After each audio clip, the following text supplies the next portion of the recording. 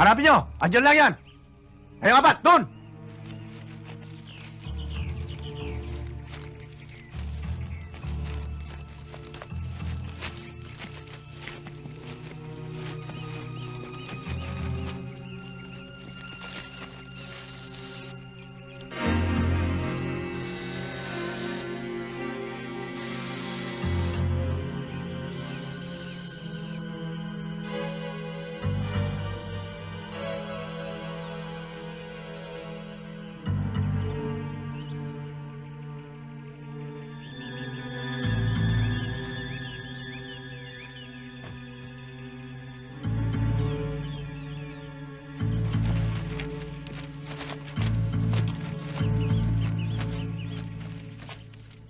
Hoy, kayo! Doon! Kayo naman, ha? Doon! Hindi ba kakalayo yan?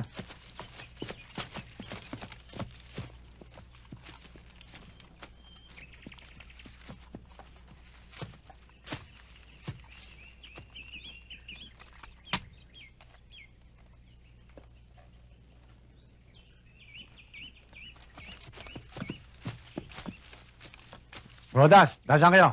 Sa bandang itaas nyo. Ha? Out. Oo. Sige.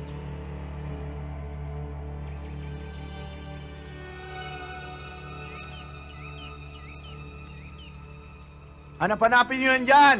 Andito lang yan! Yan! Sawahan!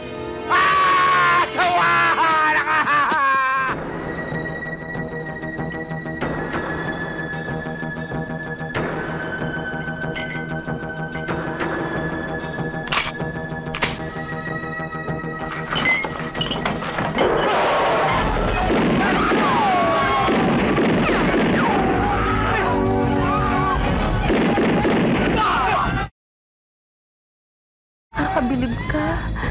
3 putok pa lang yan. Para sa'yo yan. I love you.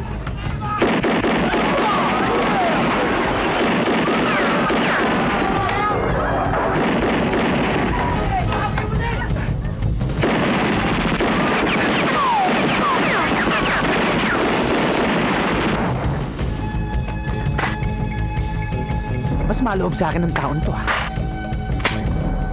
Tignan nyo! Ano?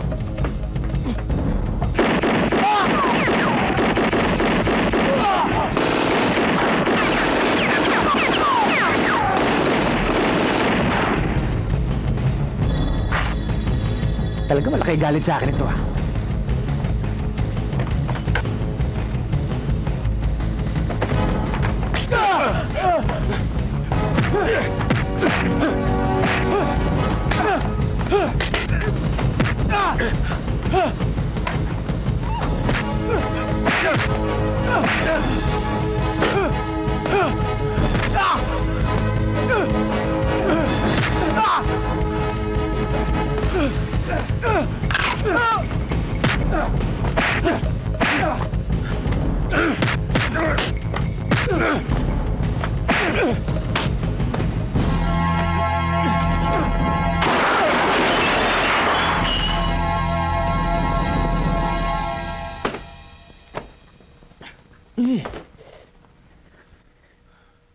Sorry na lang, galit ka sa akin eh. Yung sinasabi mong honeymoon, ngayon natin itutuloy. Wala tayong magagawa. Baril yan eh. Patay ako dyan. Sige, tirahin nyo na. Eh, kayo naman masyado kayo ko.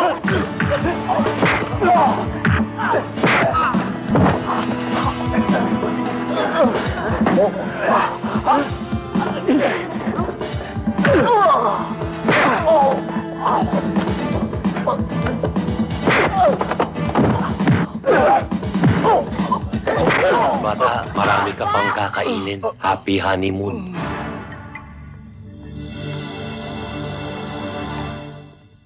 Matagal-tagal niyo rin ako niloko ni Ben Monique.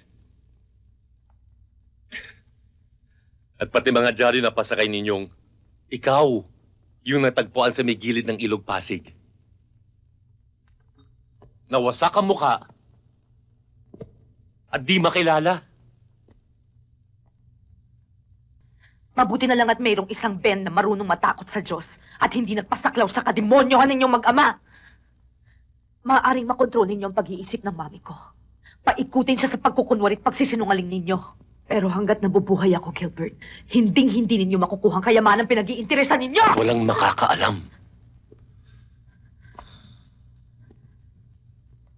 Pero bubuhayin kita muli kung susundin mo ang dalawang bagay na hihilingin ko sa'yo. Isa, pakasalan mo ko. Dalawa, pipirma ka sa mga dokumentong magsasalin ng lahat ng mga kayamanan mo sa pangalan ko.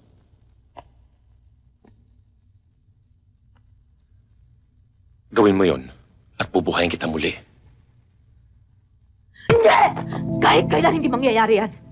Tama na ang isang malaking pagkakamali ng mami ko. Tama na rin ang wasakin yung buhay niya. At walang kwenta na rin kahit patayin mo man ako, Gilbert. Dahil mawala man ako, meron pa rin tayong batas na uusig sa inyong mag-ama. Nag-iwan ako ng isang salaysay at pagtatapat sa aking abogado na kung sakaling mapatay ako, kayong mag-ama ang dapat managot!